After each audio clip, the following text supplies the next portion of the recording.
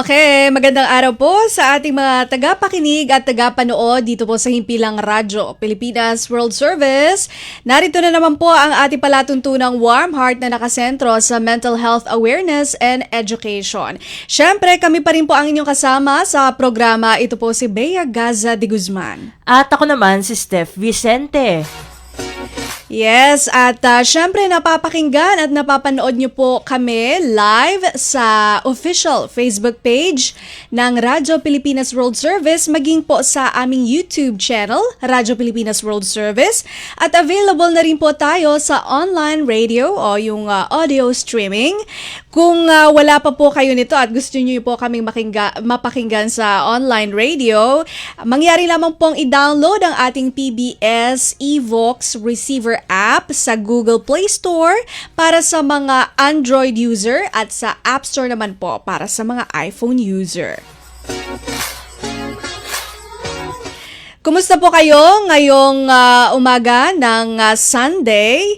Ay ito yata yung Sunday makalipas yung mga previous na Sundays na maulan, laging may bagyo, laging meron po tayong inaantabayan ng mga sama ng panahon, no? So, eto nga, dahil nabanggit ko yan, dahil yung pag-uusapan natin is may kinalaman dito po sa ating mga naranasan.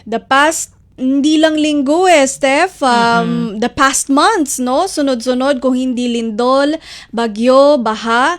So, siguro, lalo na yung ating kababayan mga Pilipino na talagang on ground zero at naapektuhan ng mga sakuna at kalamidad na ito, ay gusto naman siguro nilang makahinga-hinga, no? Steph, kasi meron tayong tinatawag na mga meron silang tinatawag na disaster fatigue. So, at saka kung ano-ano pa nararamdaman ng tao dahil dito sa mga pangyayaring ito. Ano bang pag-uusapan natin, Steph? Ang pag-uusapan natin o ang paksa natin for today's edition ng Warm Heart ay ang psychological first aid in disasters.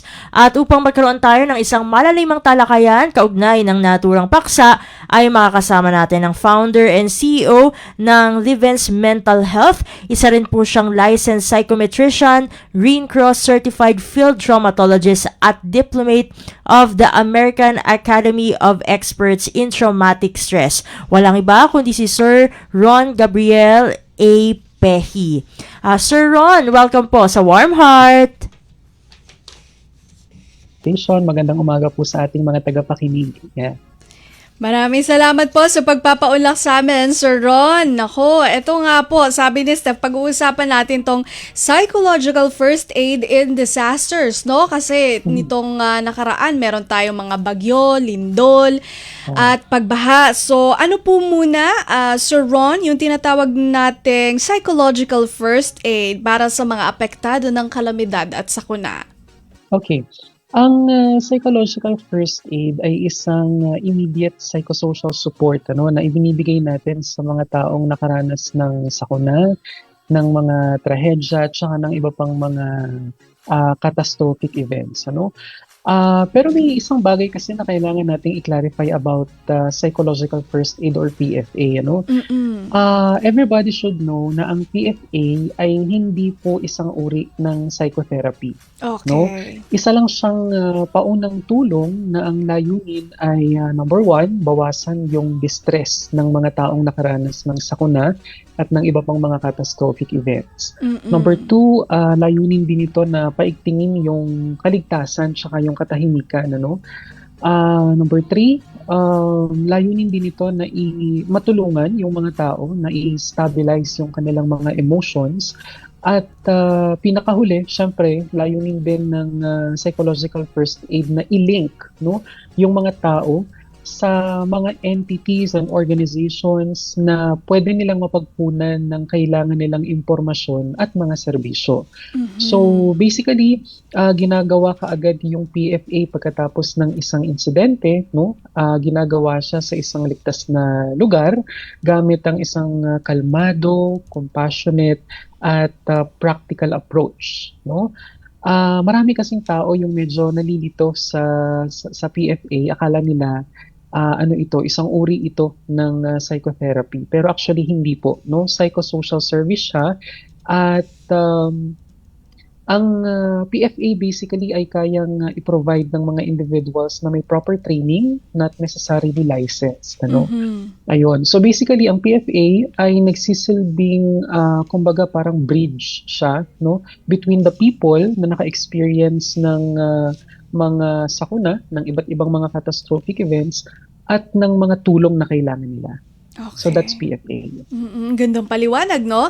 Una sa lahat, hindi siya psychotherapy. Immediate psychological service na Itinuloy na ibinibigay po sa mga natin naapektuhan ang ng zero kalamidad at balance sakuna. billing. At meron Libre siyang po. apat na, kumbaga, Ibig layunin. sabihin, ang Mabawasan serbisyo sa yung basic distress accommodation na or sa ating mga stress DOH ng mga hospital, naapektuhan. wala nang babayaran Siyempre, ang pasyente. paigtingin Oo, yung ang dami pong katahimikan challenge, hindi ng po namin ating alam mga kung saan namin apektado. kukunin, I-stabilize ganon, ang nag-iisip kung emotions paano namin at syempre iugnay itong ating mga mababayaran. Siyempre po, masayang masaya, biktima or super we saya would po like to dahil call na them zero, survivor, zero no? billing po Sa kami. mga Opo, resources malaking, na kanilang ano po talaga, kinakailangan. malaking tulong po. Mabilis lang Sir din Ron, po. nabanggit nyo na Bayad na magkaiba ang bill ninyo. ang psychological Uulitin first ko, aid at wala nang psychotherapy. kailangan bayaran Pero ng pasyente matanong ko basta lang sa din po, DOH no, hospital. meron po ba Dahil itong bayad na koneksyon, po ang kaugnayan, pagkakatulad o pagkakaiba sa tinatawag na psychological briefing? Debriefing Maybe po. you're referring to psychological debriefing. Yes po. No? Apo. Actually, magkaiba rin ang PFA, ang psychological first aid at psychological debriefing. Kasi gaya nga ng na-mention ko po, yung PFA is a flexible, supportive, at saka non-intrusive. No? Non-intrusive siya na psychosocial support.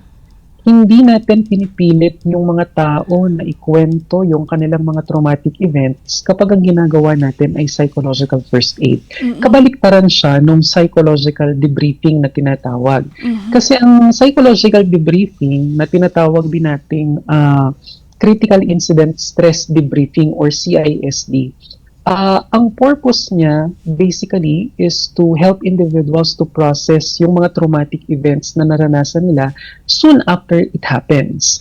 So ang ginagawa natin sa psychological debriefing, ipinapakwento natin dun sa mga tao kung ano yung nakita nila, ano yung mga naramdaman nila nung kasagsagan ng catastrophic event, at itinatanong natin sa kanila kung paano kaya nakaapekto sa kanila yung traumatic event na naranasan nila both emotionally and physically. No?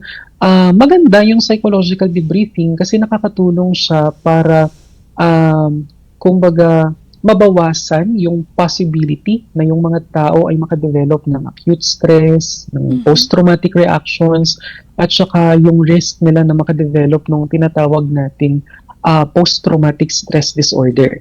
No? Kaya lang nga, ang problema, hindi siya nire-recommend ng World Health Organization kasi napatunayan natin sa maraming research na while yung purpose ng psychological debriefing ay maganda, meron siyang mga negative effects. Kumbaga, number one, possible kasi na yung psychological debriefing ay masyadong pwede niyang maipakwento dun sa mga tao yung traumatic events na sobrang aga pa. Maaaring hindi pa prepared yung mga tao to share their stories, no? Tapos possible din na yung psychological debriefing ay makapagpataas lalo nung nararamdamang distress nitong mga taong ito, no? Possible din na makapag-interfere siya doon sa natural coping capability natin. Kasi bawat isa sa atin ay merong kanya-kanyang pamamaraan ng pagdadala ng mga nararanasan nating traumatic events. So kapag nag-administer tayo ng psychological debriefing, possible kasi na magkaroon ng interference doon sa ating sariling paraan ng pagdadala. No? At later on, kapag kasi ipinakwento natin agad doon sa mga tao yung kanilang mga naranasang traumatic events, pwede itong mag-lead doon sa tinatawag nating retraumatization. So, maaari na yung psychological debriefing, imbis na makatulong siya, baka lalo pa siyang mag-cause ng further psychological distress doon sa mga survivors natin. Kaya naman, ang World Health Organization, ang nire-recommend nila na immediate psychosocial support na i-provide sa mga survivors natin ng mga calamities and the different catastrophes ay psychological first aid instead of psychological debriefing. Interesting, no, Steph? Meron palang tinatawag na re-traumatization kapag Yeah. in-administer yung psychological debriefing. Sir Ron, eto naman po, bakit po mahalaga naman yung PFA na tinatawag or yung psychological first aid? Ayan. So sobrang mahalaga yung psychological first aid kasi nakakatulong siya na mabawasan yung emotional distress na nararamdaman ng ating mga survivors. Nakakatulong din siya para maramdaman ng mga tao that they are safe, they are supported, and they are reassured. Kasi syempre kapag nakakaranas tayo ng mga calamities and catastrophic events, basically we are at a loss Hindi natin alam kung paano tayo magsisimula. Yes. Nawala yung mga pangkabuhayan natin. So hindi natin alam kung paano makakapag-provide for our family members. So nagkukos ito kadalasan sa atin ng panic and confusion. So sa pamamagitan ng psychological first aid, kahit pa paano, nagkakaroon tayo ng sense of safety, nagkakaroon tayo ng sense of certainty na may mga tao pala na handang magbigay sa atin ng suporta at ng tulong, Tapos, it also strengthens yung coping natin at yung katatagan natin or resilience. At syempre, napapababa rin ng psychological first aid yung risk natin na makadevelop ng mga long-term psychological difficulties, especially dun sa mga individuals na medyo mas mataas yung level of vulnerability. So, sa pamamagitan ng PFA, na-ensure natin yung mga survivors na hindi sila mag-isa, na nandyan yung tulong at merong mga tao na nakaantabay para suportahan sila hanggang sa makarecover ulit sila mula doon sa calamity or catastrophic event na naranasan nila. Okay. Ito naman po, Sir Ron, para lang po na malaman lang po ng ating mga tagapakinig at taga-subaybay yung proseso, paano po ba ginagawa ang psychological first aid o yung tinatawag nga na PFA? Okay. Actually, marami tayong model na sinusunod natin sa pag-administer ng PFA. Pero yung classical ba yun? Classical na approach na ginagamit natin is yung 3L model, the look, listen, and link. Yan. So we start with the first L, look. So number one, we have to check if yung environment natin is already safe. Okay. Kasi hindi tayo, ito lagi namin paalala dun sa mga tinatrain namin na mga psychological first aiders, hindi kasi tayo those people na tingin natin ay nangangailangan ng urgent help. And kapag na-identify natin sila, we have to observe if meron ba silang mga signs of extreme distress. Ano yung mga typical signs of extreme distress na binabantayan natin?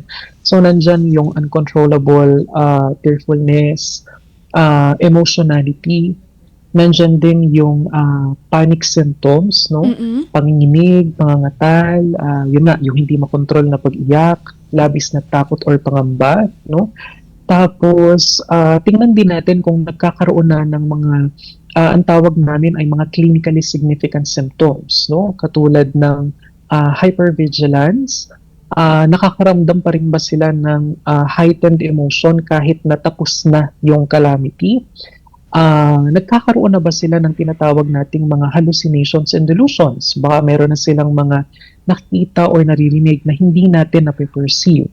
So, yun ay mga early signs na ng clinically significant conditions. So, in that case, kailangan na natin silang i-refer sa mga professionals, katulad ng mga psychologists and psychiatrists. Pero kung wala pa naman silang ganong mga clinically significant symptoms, then we can proceed to administer the psychological first aid. So that is the first L, ano? We have to look, we have to observe. Then the second one is listen. Mhm. So, the first one is kailangan natin silang i-approach. We have to be calm, of course. We have to be composed when we approach the survivors. And then we have to introduce ourselves. Sabihin natin yung buong pangalan natin, sabihin natin kung ano yung ating profession, if we are a licensed professional, Mhm. or kaya naman ay sabihin natin kung saang organization tayo nabibilang. Kasi Okay. alam po ninyo, typically, yung mga ganitong psychological first aid initiatives ay ginagawa natin not individually. Mm. Typically, merong mga organizations na talagang nag-organize ng ganitong mga initiatives dahil hindi tayo pwedeng basta mag-provide ng psychological first aid alone. Mm-mm. Very ano siya very risky. Kasi ang question doon is, what if yung client na ma-handle mo, yung survivor na ma-handle mo ay nagpakita ng clinically significant symptoms? Kanino mo sila agad-agad i-refer? 'Di ba? Kung wala kang team na kasama nung nag-provide ka ng psychological first aid, mahirap maghanap ng mga licensed professionals katulad ng mga psychologists and psychiatrists and guidance counselors kung kanino natin sila pwedeng i-refer agad. So kailangan meron tayong organizing body na nakasama sa pag-administer ng Mm-mm. PFA, no? And then upon approaching them, we have to ask them if they like support, no? Okay. Hindi po kasi Kailangan may consent ipinipilit ang pala, sir. tulong. No, yun yung isang bagay na kailangan nating i-emphasize. Hindi po ipinipilit ang tulong. Kailangan nating humingi ng permiso doon sa mga survivors kung gusto ba nilang tumanggap ng tulong from us. Kasi ayaw nating i-underestimate yung autonomy nila eh. Ayaw nating i-underestimate yung sarili nilang capability of coping through their emotions. So we have to respect that, no? And then we also have to listen with empathy. Kailangan hindi natin sila ma-force, mapuwersa na i-relieve yung traumatic experiences nila. And then we also have to validate their emotions. Hindi natin dapat sabihin sa kanila na, naku, dapat hindi ganyan yung nararamdaman mo, dapat positive ka lang. Hindi eh. Kasi yung naranasan nila is very true for them. It's very real for them. So instead of telling them how they should feel, kailangan nating i-validate, tanggapin, no? At tulungan sila na maiproseso yung kanilang mga nararamdaman. And then yung last L natin is yung link. Yan. Okay. Dito na ngayon papasok yung kahalagahan ng connections natin with different organizations and entities na pwedeng magbigay sa kanila ng mga tulong. So tatanungin muna natin sila kung ano yung mga practical help na pwede nating mai-provide. Kailangan ba nila ng pagkain, ng mga damit, ng tubig, kailangan ba nila ng kumot, ng toiletries, no? Or kaya naman, kailangan ba nila ng mga information? Or meron ba silang mga family members na nahiwalay sa kanila? Tapos kapag na-identify natin yung mga basic needs nila na ito, kung hindi natin kayang i-provide yung mga needs na yon, at least dapat ay ma-connect natin sila sa mga community resources, organizations, or entities na pwedeng mag-provide ng mga needs nila na yon. Then, bahagi din ng link, yung pagbibigay natin sa kanila ng mga simpleng mga calming techniques, mga grounding exercises, no? So, kailangan tayo bilang mga PFA providers, meron din tayong alam na mga kahit konti lang, na mga self-stabilization techniques, katulad halimbawa ng mga breathing exercises, no? Yung tinatawag naming box breathing. Yan. So, tuturuan natin sila na mag-inhale, then i-hold for 4 seconds, then exhale again for 4 seconds. Ayan. Then, paulit-ulit nilang gagawin yon hanggang sa maging kalmado sila. No? Then, meron din tayong tinatawag na butterfly back hug technique, kung saan parang yayakapin natin yung sarili natin. So, yung magkabilang kamay natin ay nasa, yung left hand natin nasa right shoulder natin, then yung ating right hand naman nasa left shoulder natin, and then itatap natin siya alternately. Ayan.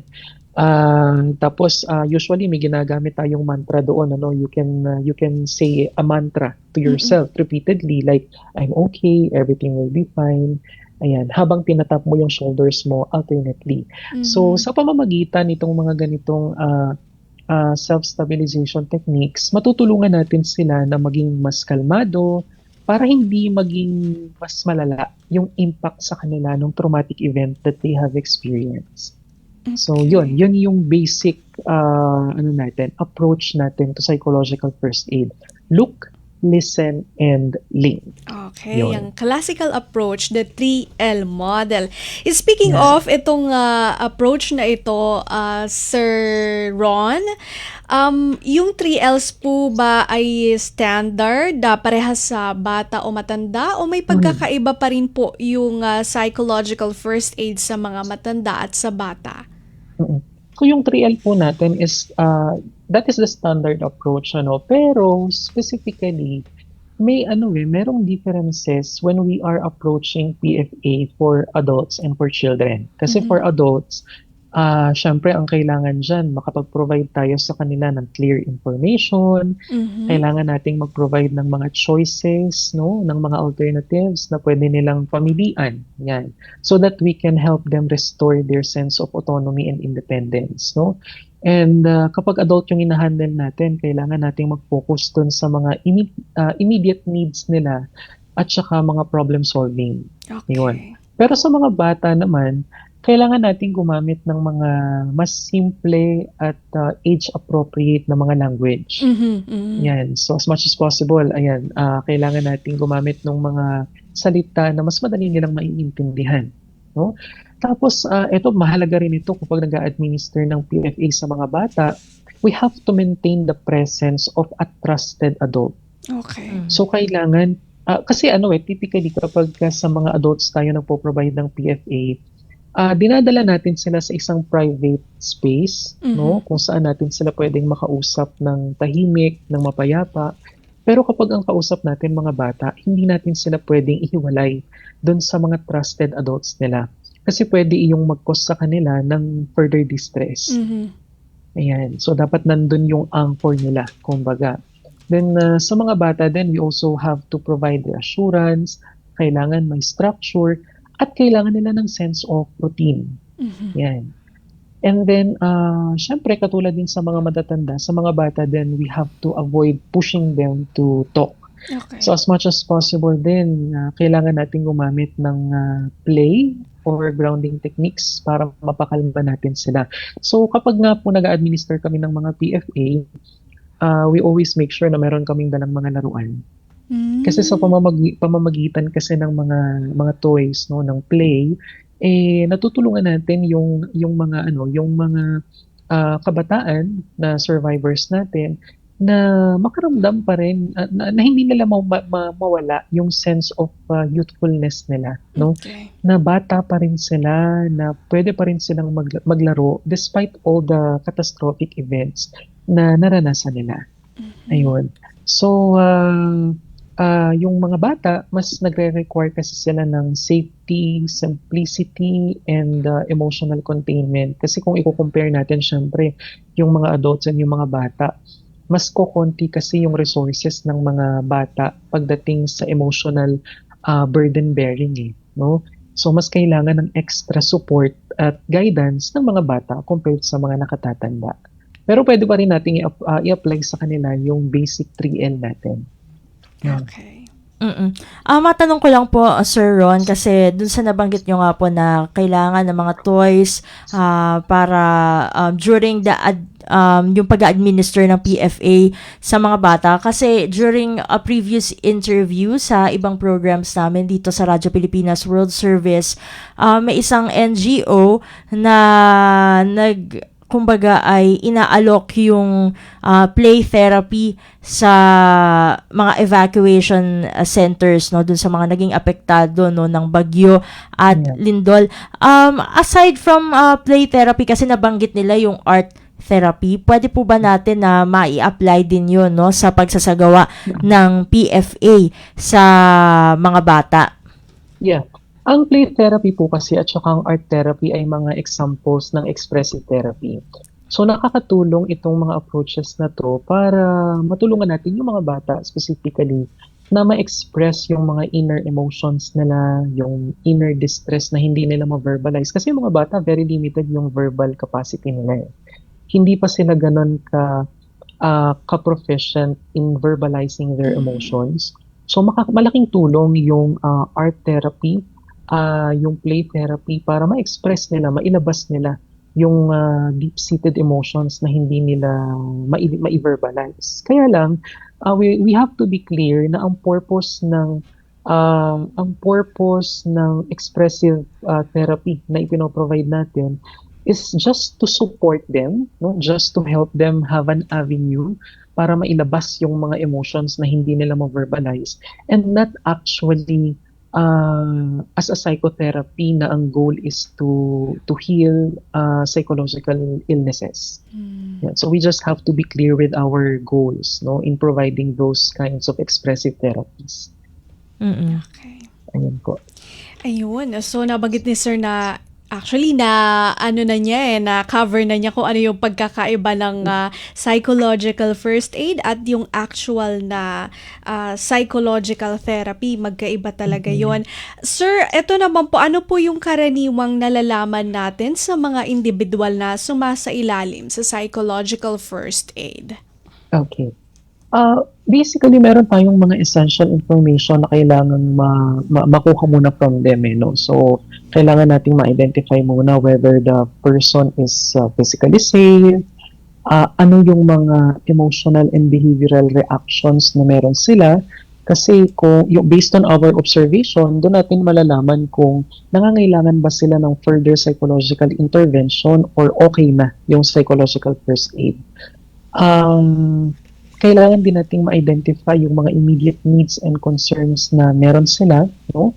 Kailangan din nating i-check kung meron ba silang self-harming tendency, meron ba silang severe disorientation, nawawalan sila ng orientation sa time, sa place, and sa persons, nagkakaroon ba sila ng panic symptoms, or meron ba silang mga medical issues na kailangan nating ma-address agad-agad. Meron ba silang mga maintenance medicine na kailangan maibigay natin agad. So at least kapag nalaman natin yung mga basic information na to, alam natin agad-agad kung kaninong mga organizations or entities natin sila pwedeng ma-refer. Tapos kailangan din natin malaman agad kung meron ba silang access doon sa social support nila. No? Meron ba silang access with their family, with their friends. Kasi madalas sa mga calamity situations, yung mga individuals ay napapahiwalay sa mga mahal nila sa buhay, no? So kailangan natin malaman yung mga bagay na to. Pero isa sa mga bagay din that we have to remember, hindi natin goal sa PFA na mag-diagnose or mag-conduct ng psychological assessment. Okay? Again, ang PFA ay paunang tulong lang para maiwasan nila yung further development ng iba't ibang mga psychological conditions. Pero so far, based on our experiences then with survivors, no, sa pag-administer namin ng PFA,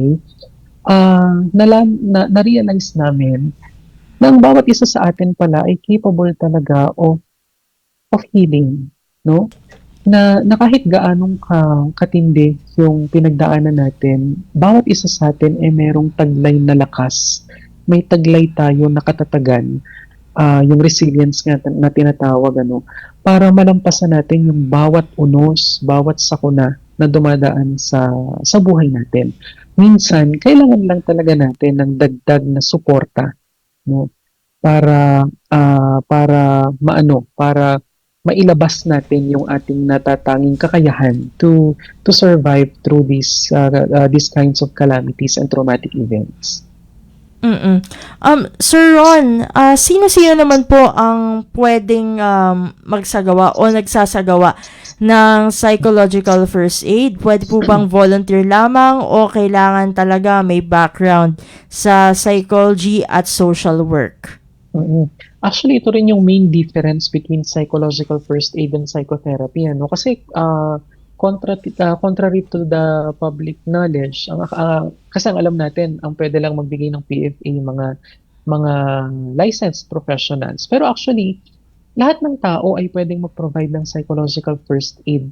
Pero they should have proper training, no, kung paano mag-provide ng PFA. So yung mga volunteers natin, mga teachers natin, health workers, social workers, mga community leaders, emergency responders, humanitarian staff, kahit na sinong tao, kahit na ano pa yung background mo, pwede ka mag-provide at mag-administer ng psychological first aid. Pero again, kailangan meron kang proper training kung paano mag-provide ng psychological first aid para maiwasan natin yung unintentional harm. Pero basically, kahit sino ay pwedeng mag-provide ng PFA. Eto naman, Sir Ron, ano po ang maaaring maging epekto kung hindi po sasailalim sa psychological first aid? Okay. So yung mga tao na hindi makaka-receive ng psychological first aid, hindi naman ito automatically nangangahulugan na makaka-develop sila ng mga mental health problems. Kasi gaya nga po ng na-mention ko kanina, ang bawat isa sa atin ay mayroong sari-sariling paraan ng pagdadala or burden bearing, no? So bawat isa sa atin ay may capability na mag-heal mula doon sa mga traumatic events na naranasan natin.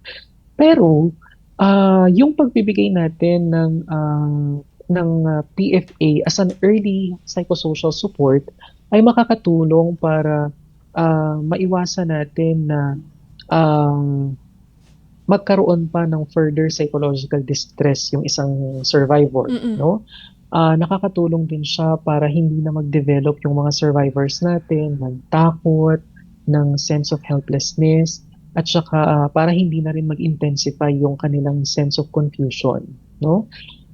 Nakakatulong din siya para maiwasan na makadevelop yung survivors natin ng sleep disturbance or kaya naman ay irritability. Nakakatulong din siya para hindi na mag-engage yung mga survivors natin sa iba't ibang mga maladaptive coping katulad ng withdrawal, substance use, no? At iba pa.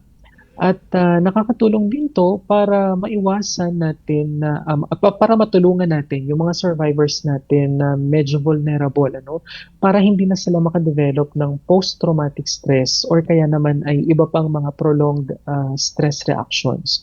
So sa madaling salita, ang PFA po ay nakakatulong para mabawasan natin yung risk sa ating mga survivors by offering them early stabilization. Okay. Eto naman po, Sir Ron, no? Siguro bago ko itanong sa inyo ay trigger warning po muna para sa ating mga taga-subaybay dahil ang pag-uusapan natin ay patungkol sa self-harm. Tulad ng nabanggit po namin kanina earlier in the program ay kaya namin napili itong paksa na ito dahil sunod-sunod ang naging sakuna na nangyari sa iba't ibang bahagi ng ating bansa. Yung particular na tutumbukin natin dito sa question na ito ay yung lindol na nangyari sa Kabisayaan, lalo-lalo na sa probinsya ng Cebu. So, Sir Ron, ano po yung inyong masasabi doon sa balita na mayroong pamilya po na naging apektado ng lindol sa Cebu ang nag-self-harm dahil sa trauma? Yeah. Actually, nung narinig ko nga yung news na yun, that is very tragic talaga and heartbreaking. Pero doon natin makikita yung kung gaano ka-powerful and long-lasting yung effects ng trauma sa atin. Especially doon sa mga tao na hindi agad makaka-receive ng early psychosocial support. No? Yung self-harm after a traumatic event, pwede siyang mangyari kapag, number one, kapag yung fear at saka yung distress ay naging overwhelming para sa isang tao. Yung tipo na hindi na rin kaya nung kanyang natural capability to cope na i-handle yung kanyang nararamdamang fear and distress, no? Pwede rin itong mag-lead sa self-harm kapag yung tao naramdaman nila na parang they are very helpless and isolated, no? possible din na mag-lead sa self-harm yung pagkakaroon natin ng tinatawag nating intrusive memories, no? That keep on coming back. Kasi isa sa mga sintomas natin ng post-traumatic stress is yung intrusion symptoms. So, paulit-ulit na bumabalik sa alaala natin yung mga nangyari sa atin na traumatic event, tapos nararamdaman pa rin natin yung same emotional response na naramdaman natin in the beginning as if nangyayari pa din yung traumatic event na naranasan natin, no? Tapos nagli-lead din ito kadalasan sa self-harm kapag nararamdaman ng mga survivors na parang wala silang any emotional or practical support na available. So hina-highlight ng ganitong mga cases yung kahalagahan ng accessible mental health services na nakakalungkot kasi sa totoo lang po, meron na po tayong RA 11036 or the Philippine Mental Health Law. No? Supposedly, ang purpose ng Philippine Mental Health Law sana is gawing accessible ang mental health services sa lahat ng mga Pilipino. Pero even until now, hindi pa rin ganun ka-accessible yung mental health services no? Maraming nagpo-provide, maraming mga clinics, no? Katulad halimbawa ng Livens Mental Health, no? At meron kaming mga kaibigan din na ibang mga clinics pa, no? Dito for example sa Batangas, no, yung Soul Psychological Services na nagpo-provide din ng ganitong mga libreng tulong, no, sa mga survivors ng iba't ibang mga uri ng calamities and catastrophic events. Pero hindi sapat yung ganitong mga initiative para maiwasan natin maiwasan natin na makadevelop ng post-traumatic stress yung mga kababayan natin na nakaranas ng iba't ibang mga kalamidad at catastrophic events. Again, ang usapin ng mental health ay isang sistematikong usapin, no? Hindi lang po ito problema ng mga practitioners. Ito po ay related din sa corruption sa government, related po ito sa mga problema natin sa gobyerno, sa pamunuan natin. At hangga't hindi inaayos ng mga tao sa gobyerno yung trabaho nila, mananatiling survivors ang mga Pilipino. Hindi naman natin pwedeng palaging na lamang anong tawag dito? Hindi natin pwedeng palaging emphasize na lang yung resilience ng mga Pilipino kasi ang tanong doon, hanggang kailan? Hanggang kailan kailangan maging resilient ng mga Pilipino? Diba? Yes. Tapos dito rin natin makikita, no, yung kahalagahan ng early interventions katulad ng psychological first aid. At dito rin papasok yung kahalagahan ng kapwa natin, no? Diyan papasok yung importance ng community support, follow-up care, at saka yung pagpo-provide natin ng safe spaces para sa mga trauma survivors. So kailangan lang din nating ipaalala dun sa incident na nangyari sa Cebu earthquake, ano, ipinapaalala na kailangan nating palaging alalahanin na yung trauma is not a matter of inner weakness, no? Sadyang meron lang talagang mga pagkakataon na yung burden, yung emotional burden na nararanasan natin ay sobrang bigat na to the point na yung mga inner resources natin ay hindi na sapat para ma-survive natin yung emotional distress na dulot ng mga burden na yun. Ayun, napakaraming insights po na naibahagi ni Sir Ron. Talagang kami po ay natuto, no? Ang sarap ng usapan at talakayan natin, no? Dahil dito sa mga sagot ni Sir Ron, napakahusay. Naku, Sir Ron, ang inyong final message na lang po sa ating mga tagapakinig at tagapanood dito po sa Warm Heart ng Radyo Pilipinas World Service. Thank you so much po. Sa atin pong mga tagapakinig, lagi po nating tatandaan na ang tulong po ay available for us. Palaging may mga tao na handang tumulong sa atin. Ang Livens Mental Health po ay bukas para po sa mga tao na nangangailangan ng mga psychological services. Pwede niyo po kaming kontakin. Kung okay lang po na Go ahead po, din yung aming number. Opo, no? Pwede niyo po kaming kontakin sa aming official Facebook page. Search niyo lang po yung Livens Mental Health. Pwede nyo rin po kaming tawagan sa aming cellphone number 0977-097-2854. Or kaya pwede nyo rin pong i-visit yung aming official website, livenpsych.com. Sa mga tao naman po na interesadong mag-provide din ng tulong, no, at gusto pong mag-undergo ng training para po sa psychological first aid, ang Livens Mental Health po ay isang PRC accredited training center din na nagpo-provide po ng mga trainings na related sa psychosocial services. So sa ngayon po, meron po kaming certified trauma support practitioner certification training na i-offer this coming November 29 and 30.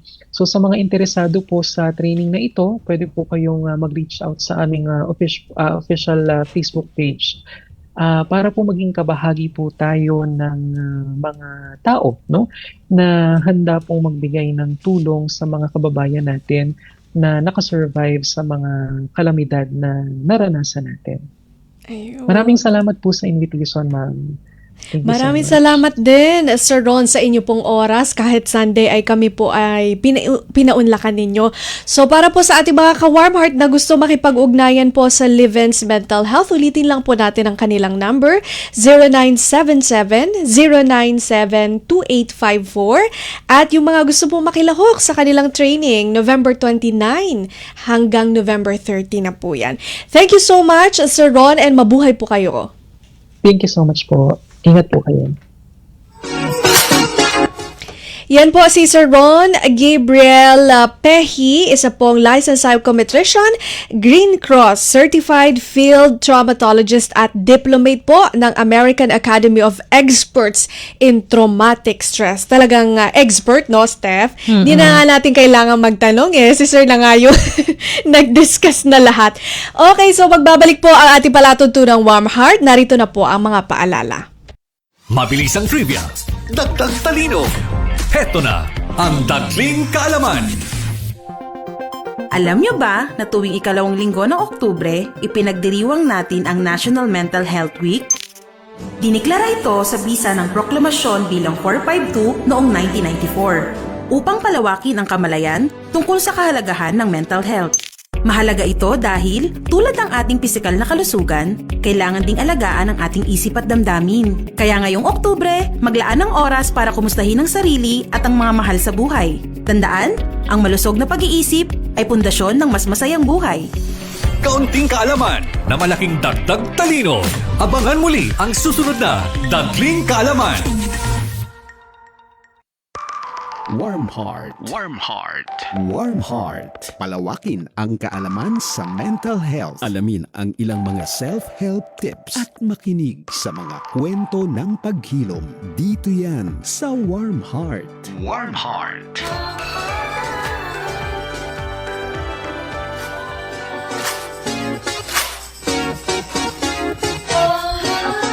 Nagbabalik po ang palatuntunang Warm Heart. Kami pa rin po ang inyong kasama sa programa, Bea Gaza de Guzman. At Steph Vicente. Yan, at napakinggan niyo po ang unang bahagi ng ating panayam kay Sir Ron. Ngayon naman po ay dakuhan na natin ang ating mga public service announcements. So ayun, ang una nating public service announcement ay mula sa advocacy group na Mental Health PH dahil sila ay co-organizer ng ika-4 na Global Mental Health Advocacy Forum.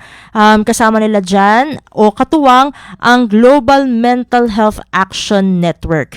Yan po ay masasabing first of its kind dito sa Asia, no? At gaganapin yan sa Iloilo City. At pwede rin naman online, no, para sa mga hindi makakapunta ng personal from February 2 to 4, 2026. So matagal pa naman ito, no? Pero syempre pwede nang mag-register sa gmhan-forum.org. So samahan niyo na po ang iba pang mga advocates at experts mula sa 170 plus na mga bansa para sa 3 araw ng workshops, talks, and networking na kumbaga ay magpapalakas pa ng mga boses, no, yung mga sinasabing underrepresented voices sa global mental health. So ulitin na po natin ito, no, itong ika-4 na Global Mental Health Advocacy Forum na pinamagatang Reimagining Global Mental Health, No Voice Left Behind ay gaganapin po yan sa Iloilo City at maging, no, sa online sa darating na February 2 to 4, 2026. 26. Yan po ay organized by the advocacy group, the Mental Health PH, at ng Global Mental Health Action Network. Ang ikalawa naman nating PSA ay magmumula naman dito sa Philippine Mental Health Association dahil gaganapin sa darating naman na December 12, 2025 ang kanilang general membership meeting kung saan magkakaroon din ng exclusive webinar na nakatutok sa Caring for Carers, pahinga muna.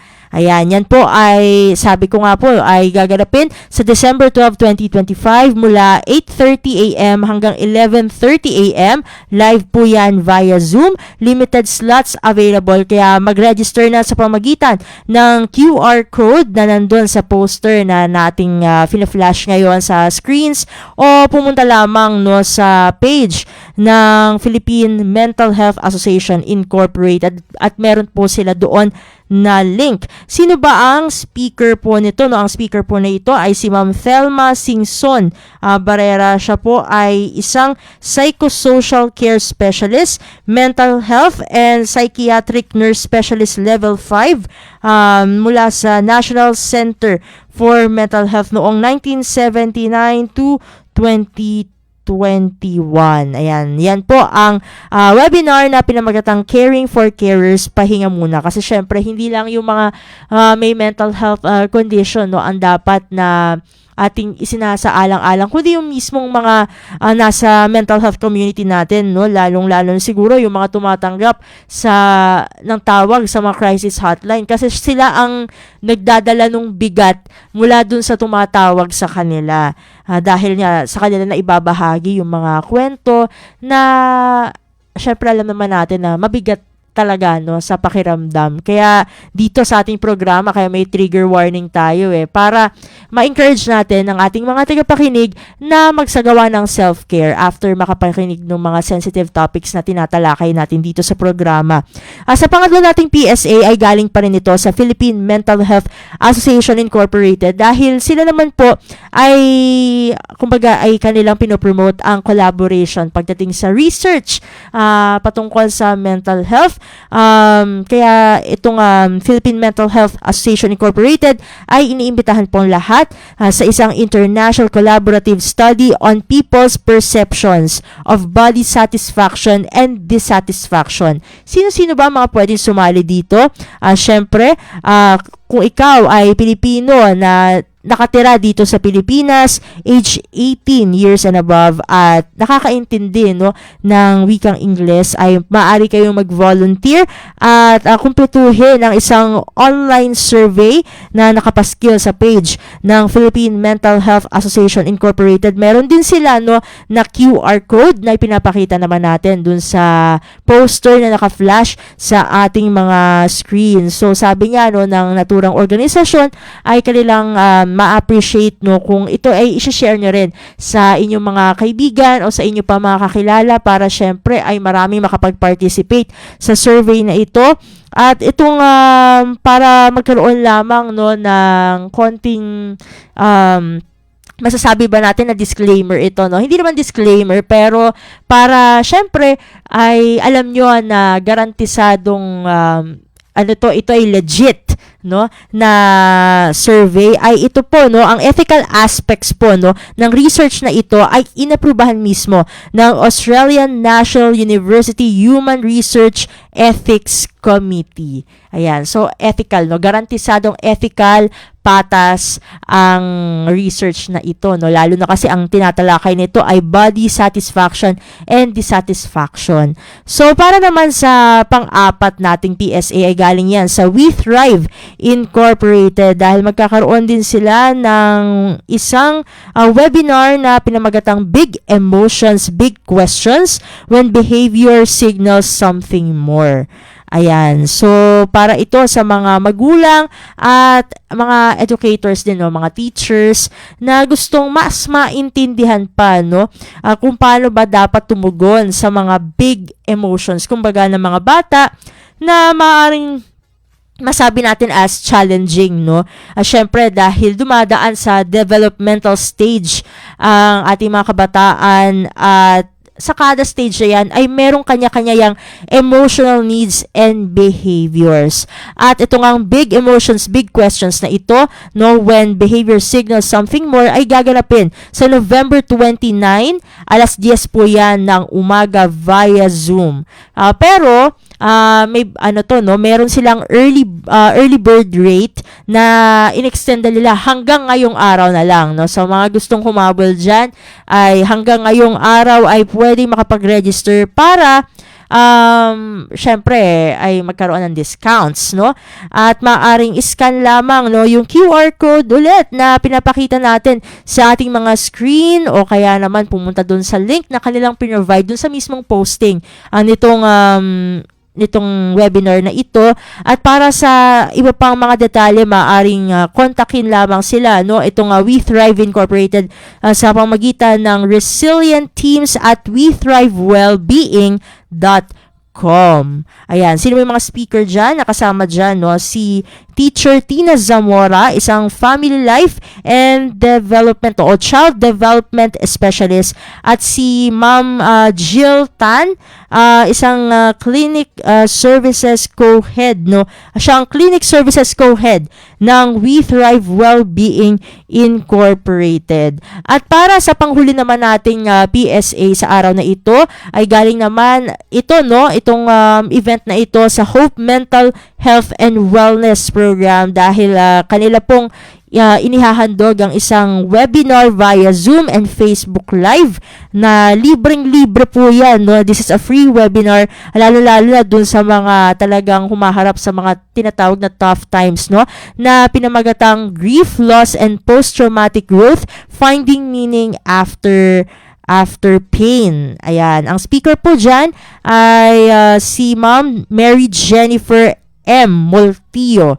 Ayan, at gaganapin po yan, malapit na November 21, 2025, 6 o'clock to 7:30 in the evening po yan. Ayan, so sabi nga natin ay libre po ito, pero no, kahit libre yan ay merong e-certificate, no, para dun sa mga nag-iipon ng kanilang seminars, pero syempre, no, ay itong pag may e-cert ay may bayad, no.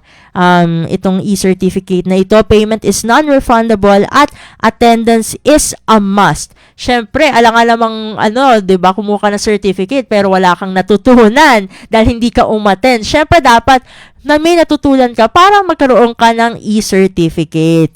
Ayan. So, meron din silang link kung saan pwedeng mag-register para makapag-request ng e-certificate, no. Siguro lalo-lalo na sa mga practitioners na syempre pampadagdag din, no, sa kanilang mga resume ang mga certificates na ito, dahil it's a form of training din naman para sa ating practitioners, at mainam na nag-i-invest din tayo for our own development. So, yun lamang ang ating mga PSAs para sa araw na ito.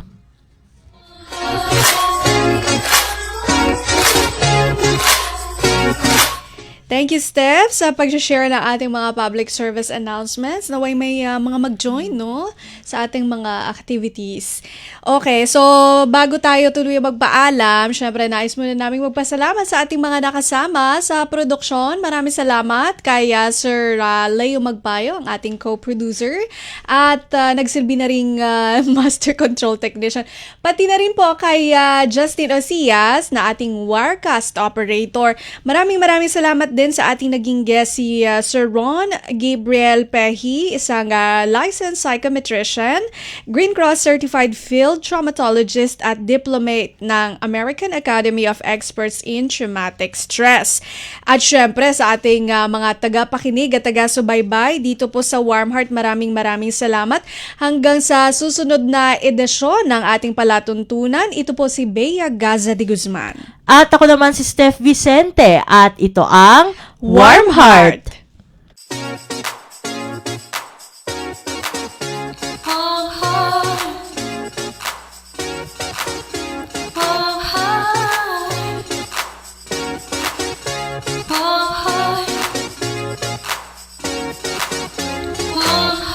Kabalikan o kaibigan, maaasahan